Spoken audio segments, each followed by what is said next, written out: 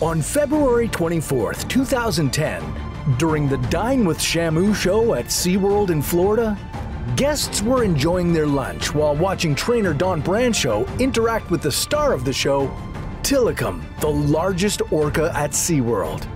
But this lovely afternoon was about to take a dark turn. To this day, you haven't been able to get the images out of your mind about what happened that day. Correct. Can you take us back to what you actually witnessed at the park? I showed up at the pools where Tilikum had taken Dawn into, and it was very chaotic. Dawn was at the edge of the pool rubbing Tilikum's head as part of her end-of-show routine. What happened next is remembered differently by witnesses. Some say Tilikum grabbed her by her ponytail. Others claim it was her arm or shoulder. Whichever it was, in a split second, Dawn was gone. The massive mammal had pulled her into the pool. The audience watched in horror, unable to comprehend the tragedy unfolding before their eyes. What followed was a terrifying scene as Tilikum violently attacked Dawn, holding her underwater for 45 agonizing minutes. What made Tilikum snap? Why did the whale hold on to Dawn's body for so long? And what happened to the footage of the attack? Well, to understand the tragic events of that day, let's take a step back and look at the life and career of Dawn Brancheau. Dawn's love for marine animals began at an early age. During a family vacation to Orlando, she got her heart set on becoming a Shamu trainer. She pursued her dream with passion, eventually joining SeaWorld and working with orcas for 15 years. Dawn was dedicated to her job, maintaining incredible physical fitness to handle the demanding work with orcas. She ran marathons, cycled, and lifted weights to stay in top shape. Her hard work and charisma made her the face of the Shamu show, bringing in millions of dollars for SeaWorld. And despite her love for the job, Dawn was also well aware of the dangers. She often acknowledged the risks involved in working with killer whales. And the risks were real. There have been more than 40 documented safety incidents involving trainers and orcas at SeaWorld and other parks. So it should be no surprise that this wasn't Tilikum's first offense. Dawn was actually his third victim. Tilikum's story is one of tragedy and neglect. At just 2 years old, he was taken from his mother in the wild Icelandic waters and sent to a park called Sealand of the Pacific in Victoria, Canada. His name, Tilikum, means friend in Chinook, but his life was anything but friendly. At Sealand, Tilikum faced harsh and inhumane conditions. Food was often withheld as a training technique, and he was regularly targeted and bitten by 2 alpha female orcas with whom he shared a tank. Performing 8 shows a day, 7 days a week, took a toll on him. Animal experts had long warned that Tilikum's aggressive tendencies, exacerbated by years of abuse and stress, made him a ticking time bomb. And on top of all that, Tilikum was a transient whale, a type known for their aggressive hunting behavior. Transient orcas are stealthy and ambush their targets, primarily marine mammals. After years of this relentless performance schedule, Tilikum was about to have his first taste of blood.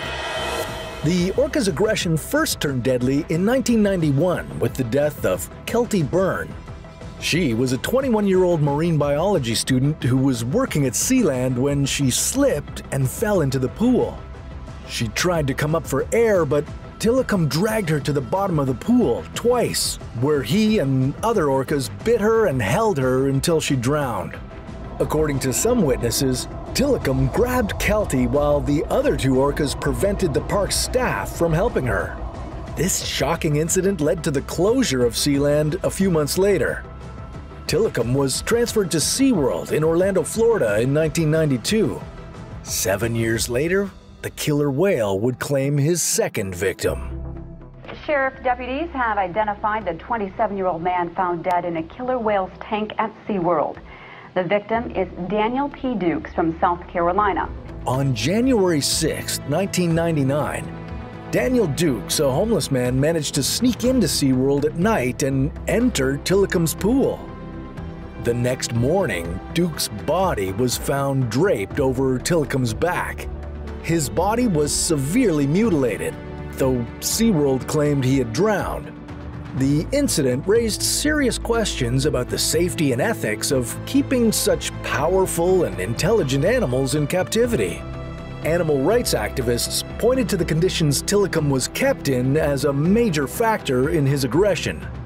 Trainers often allowed other whales to attack Tilikum until he bled, and he was kept in isolation for long periods of time.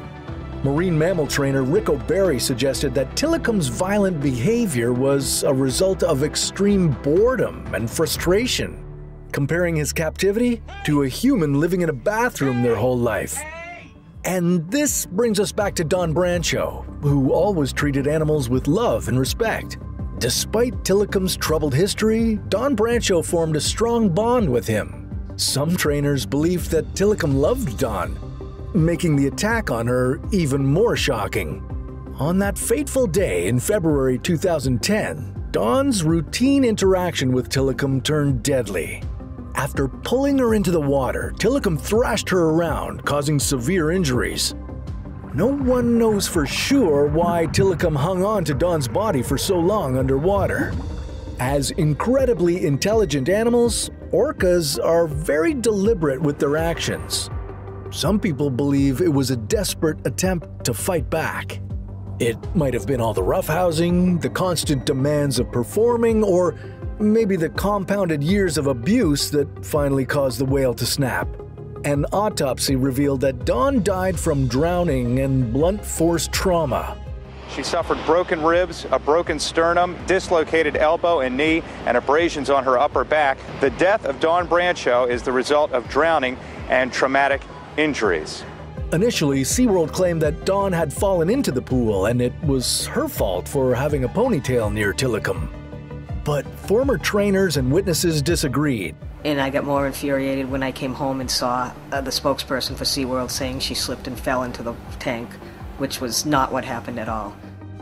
When Dawn was killed, investigators and OSHA, the Occupational Safety and Health Administration, got SeaWorld's video footage and photos of the incident. News organizations wanted access to the records, but Dawn's family insisted that they be kept private out of respect. In the aftermath of Dawn's passing, SeaWorld implemented significant changes. The incident raised serious questions about the safety protocols at SeaWorld and the ethics of keeping orcas in captivity. They banned trainers from entering the water with orcas, aiming to prevent future tragedies.